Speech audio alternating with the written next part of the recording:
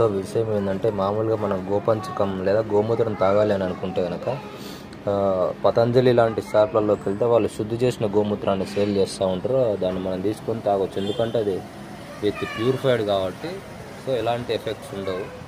So అలా కాకుండా మామూలుగా ఇప్పుడు లైవ్లో బర్రె లేదా దున్నపోతు మూత్రం పోస్తూ ఉంటుంది. గో పంచకం అంటే నథింగ్ బట్ మూత్రం అండి, అంతే.